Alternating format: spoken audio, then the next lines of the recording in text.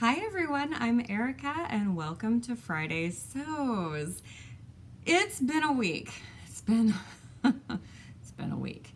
I will tell you guys a little bit about that. I didn't get a ton of sewing done this week, but I do have one dress that I love that I can't wait to show you. Really quickly, I can't really stand up, and I'll explain that in a minute.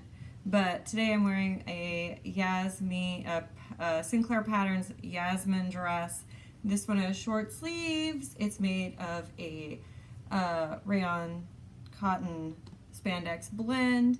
I'm wearing a vintage brooch that I got from my great aunt. And this little red sweater I got from Amazon.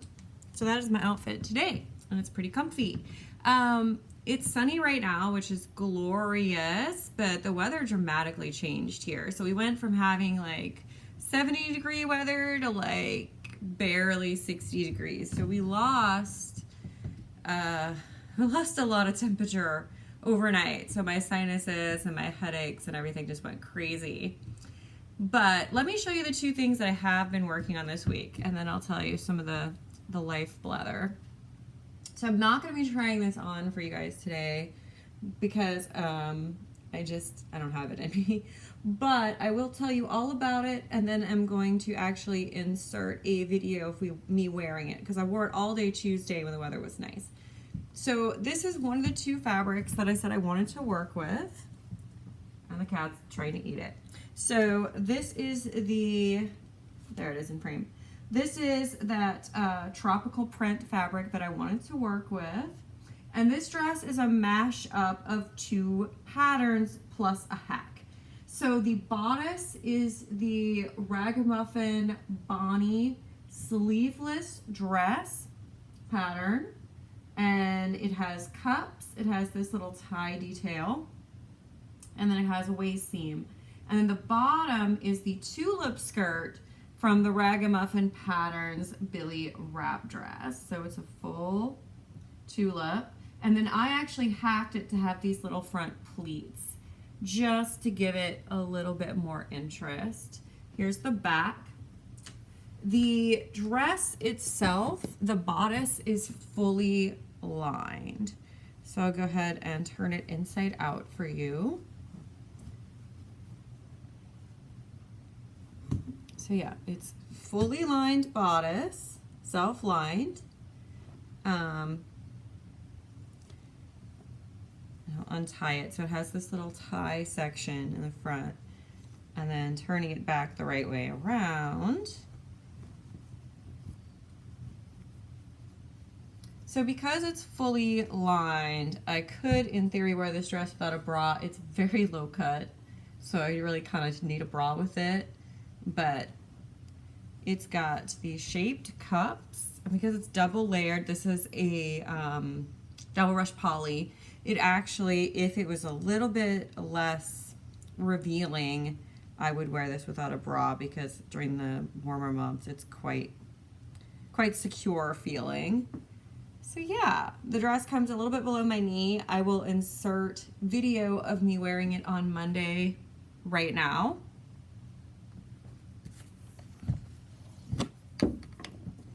And then I will just show you guys really briefly the two patterns that it comes from, the line drawings, so you can get an idea of what I did. But it was fun. It was fun to mash these two together. They're both from her Hellcat collection. And the idea with Ragamuffin Patterns is she has different collections. So if it's part of, one of their lines is called Hellcat. So all the Hellcat pieces can mash with all the other Hellcat patterns. So there you go. This has an A-line skirt that comes with it. It has a paneled skirt. It has a lot of options. So it's a very cool pattern. And then this is the pattern that I used for the skirt half. And as you can see, it's got just a plain tulip skirt. And then I added my own little pleats. I just slashed and spread at the top where I wanted the pleats to go and added about an inch to the waist of the dress so that when I made the pleats, I got that nice effect. And you only do, so this skirt is cut flat. So I needed one back on the fold, and then I needed two fronts. So I have one, the under front doesn't have the pleats, it's just plain. And it fully wraps around.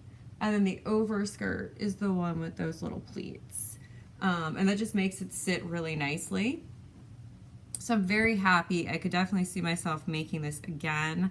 I did experiment with making this pattern with a little bit of a thinner fabric, and I wouldn't recommend it just because it doesn't have the body and like the support through the bust area, and also the skirt's a little floppy in the tulip skirt, a little thin. So I think double brush poly is a really good option for that, or even like a cotton spandex if it wasn't too thick.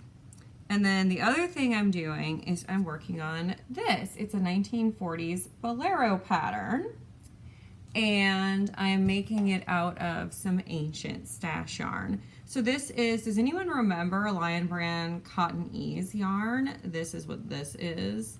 So this is discontinued, and they brought it back a couple times, and then to my sadness they discontinue it again. But it's knit in pieces. So this is the side, the front side. So it's just a little bolero. I'll put my iPad down and I can show you guys.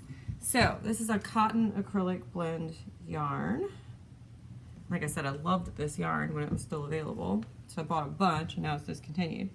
So as you can see, this is my front piece. It's gonna be about the same length as the little sweater I'm wearing. And it's knit, so you cast on this edge, and you knit down, and then you cast on stitches for the shoulder, and then you knit for a while like that, and then you cast off stitches to do the shaping. So that's how you get that stripe going in towards the body. So the only thing about this is I do have gauge. This has a really big gauge. It's like 3.5 stitches per inch. So it's really hard to find yarn, or for me to find yarn in my stash that matches this, but I am making this work. The only thing is I'm not getting the row gauge. So the row gauge is bigger, and because this is knit sideways, row gauge really matters.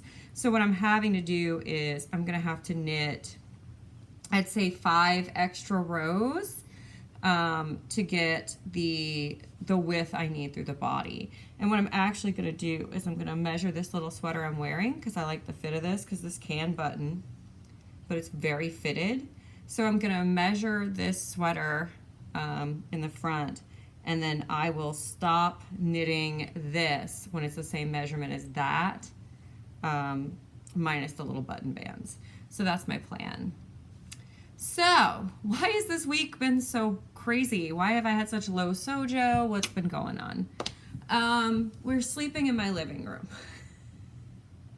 So at the beginning of the month, we ordered a new bed from Nectar Beds, which is an online place that like delivers you a bed. It's one of the highest rated beds ever according to the internet. And we're like, we're doing it.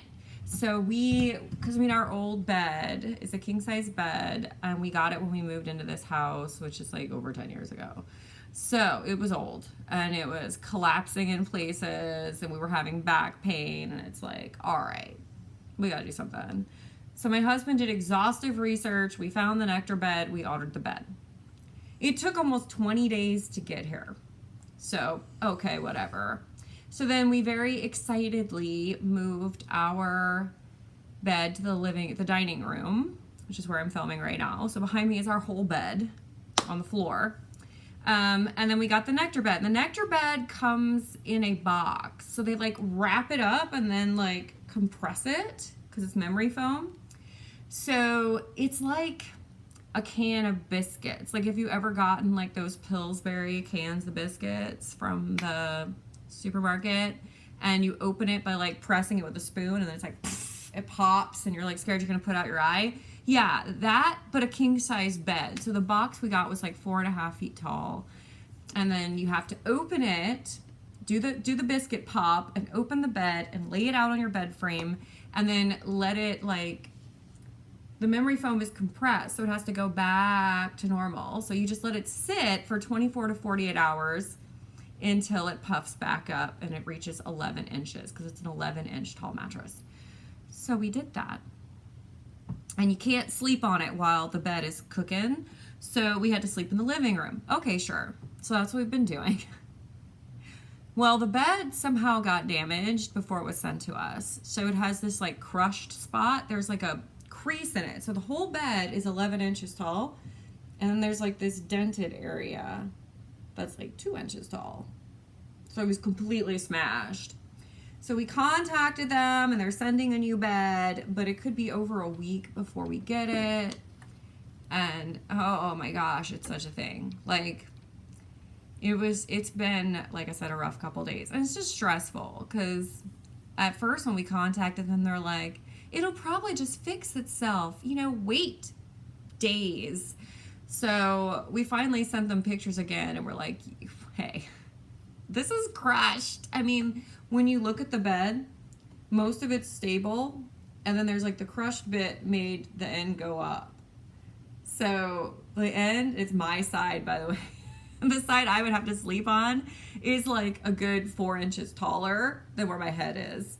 So, like, I don't really want to sleep like that. It's just, I mean, you can't use it the way it is. It's completely a mess. So anyway, our cats are loving us sleeping in the living room. They're enjoying having the bed in here. We're not, but they are. The living room is right next to the dining room is right next to the kitchen. So it's been very convenient for the Chow Hound Siamese cat to wake me up and be like, hey, you're right by the kitchen, feed me. So that's been exciting. So yeah, it's been kind of a low sojo craft week because I'm tired, y'all. But anyway, thank you guys for being here and watching. I'll definitely keep you posted on the bed craziness. Hopefully by the next time I see you, I'll be sleeping on a bed in my bedroom. And I'll see you guys next time. Bye.